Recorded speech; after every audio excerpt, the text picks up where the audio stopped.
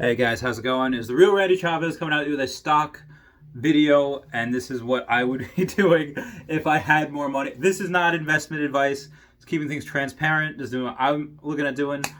So Vaxart, I'm finally in the black with Vaxart. It was, I bought it at 12, then again at 8, and I definitely should have bought more of it. And I was going to. I just did not have as much money to. But I have like 177 shares. Finally in the black. It was up to 17 at one point the other day, and I think 17 is the resistance. Right now we're looking at Vaxart, and it's been going between 15 and 16. I think after I was down a little bit, but that's where it's been. Once it breaks that 17 price target, that resistance should go right up to like 19, 22 based on the weekly chart as per Cybercash on Twitter. That's where it's going to be going. And a bullish price target about $36, probably about within the next year. Again, this is all based on the fact that there's going to be positive regulatory feedback on these studies and on these drugs that they're doing. Again, specifically the one for SARS COVID-19 and all that. For those that don't know, Vaxart's partnering with Johnson & Johnson and another company to be able to mass produce their oral vaccine. This is something that, again, I would put more money in. Again, I would. Just that's what I'm doing, not financial advice. It's keeping things transparent. Because it has so much room to grow, so much room to be able to, and even if it's not the drug of choice for COVID, it's still a innovative thing for oral vaccines. It's something that people are just going to want, hospitals are going to want, everyone's going to want that. But it was paid for Operation Warp Speed is the only one that is oral vaccine for the COVID thing, and even if it is not first to market, because it is trailing behind a couple of other ones, I think like Moderna is the other one, even if it's not first to market, it's still going to make so much money, and it's going to stop. So every time there's a little bit of good feedback, which is going to happen every couple of months, boom, boom, boom, boom, boom, boom. You're going to see that rise a little bit. So moving outside of that, Fastly was down again today. I think to like 78. I think it finished around $80, but that is something that it was $100 last week. That is something that if I had more money again, I would put more into that as well. Illumina has been very, very steady for the past like month or two. Maybe like a month ago it was like 330, now it's 369. So a little bit of growth. The real growth that we did see was when in like March, April, it was down to like 2 something, like 230, 240. I bought there, now it's up here, and I bought again at like 270, 280. There's a good growth of that. Again, that's long-term holds. Everything I have is just long-term hold. So Fastly is something that I would want for like midterm, next like couple of years. Fastly, I think because it's growing so much and so much more people are interested in it, that it might get bought out by someone. I'm not sure who, but let's say like an Amazon or whoever wants to buy them out for like $8 billion or whatever. Let's say the stock price at that point is $150. They'll buy it out $200 a share. We all make a whole bunch of money. That's just something that may or may not happen. I don't know.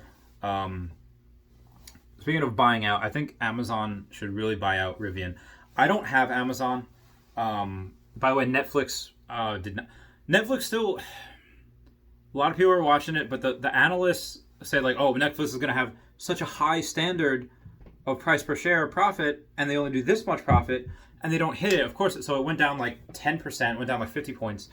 Yeah. So again, anything that's really, really big, like Amazon, Apple, anything in FANG, Facebook, I don't think it has that much room to grow. However, if we're going to talk about speculatives about those, Amazon, because it spent $500 million on just the rights to be able to get, to pay the Tolkien estate to film Lord of the Rings.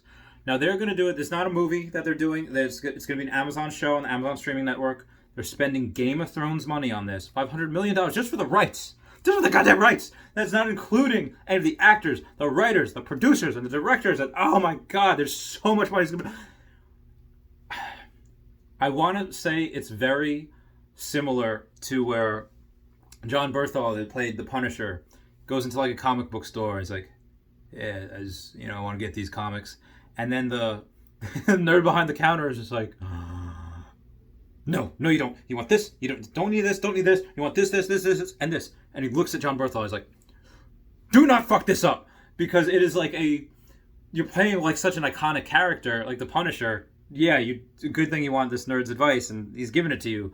He's being flat honest about it. Did not fuck this up. For Amazon, to be able to spend this much money. At the end of the day, they're going to spend well over $1 billion making this for their streaming service. They're doing it because, one, they have the money. Jeff Bezos has more money than freaking God right now. Elon Musk is gonna get there. Elon Musk is more richer than Warren Buffett right now. But why I think they'll be okay with this, and why I might actually buy Amazon, is because nerds are. It wasn't really popular, or it wasn't really in pop culture to go to Comic-Con before, let's say, like Big Bang Theory. Over the last 10 years, it really picked up steam, especially because you have gamer girls, you have girls like Jessica Negri, people that are making hundreds of thousands of dollars because of Comic-Con. That never really happened years back. So when Lord of the Rings came out, again, the movies, the animated one years back, but when the movies came out in the early 2000s, there was, yes, definitely nerd culture, definitely a lot of people like really getting into it. I watched the movies, I played the games, my friend Joe had the sword. They were false edges, but they're so cool. Nerd culture will respond in kind if you put effort into it. If you put honest to God effort into the show, it's just going to do well. Like Gravity Falls, like My Little Pony, stuff like kid stuff. If you make it really good, people are going to respond really, really well to that. So the fact that Lord of the Rings, one of the biggest nerd cultures in the world, maybe not as big as like Star Wars or Star Trek, but it's really freaking up there. If you take good care of it, like I think they are, that is going to get a lot of traction for Amazon. That's going to get a lot of traction for the stock, because they're having stuff that nobody watches, but they're winning all these awards. They're putting effort into it.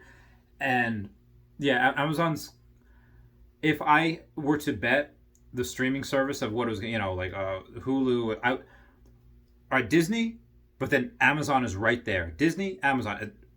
No, not Netflix, not HBO, not Hulu, anything publicly traded, although Disney, I think, owns most of Hulu now anyway. This is going to be Disney and Amazon. Those are, like, again, Netflix has Stranger Things, but Netflix lost BoJack Horseman, because it's not done. They're just not going to be doing it. Stranger Things is ending.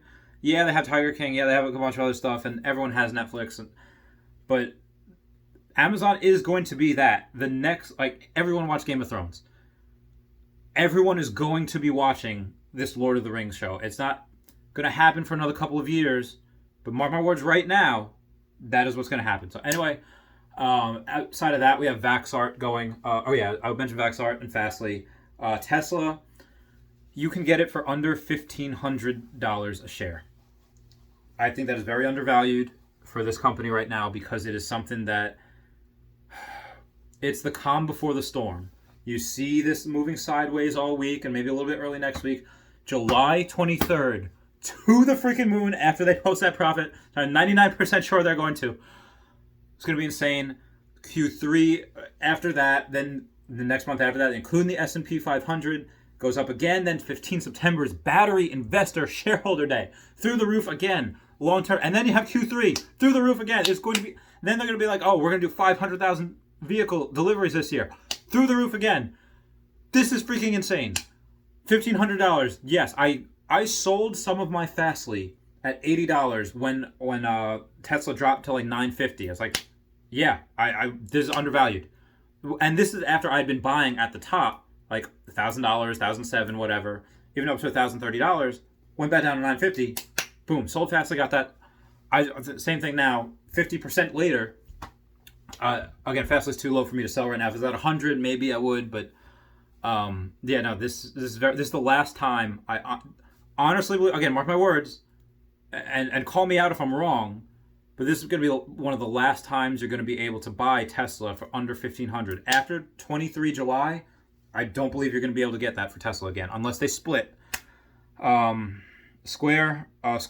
Jack Dorsey's very, very busy right now. Twitter got hacked. It's like Bill Gates, Barack Obama, Joe Biden, Warren Buffett, Elon Musk, Jeff Bezos, they all got hacked. Their accounts saying like, oh, send me Bitcoin. And of course, fucking stupid people send them Bitcoin. So Jack Dorsey's so as far as Square goes, I'm still very bullish on Square. It was up to like 130 something. Now it's down to like 118. Again, I would buy. That's just me. That's what I would do. If I had more money, I 70 grand in stocks right now, 100K in Pokemon inventory. I don't have a lot of money left. A bunch of aging receivables that I'm waiting to get paid on. I had more money, that's what I would do. Again, just my personal thing. All right, guys, I love you. Invest safe. Please comment, like, and subscribe. Comments are good for the YouTube algorithm. I love you all.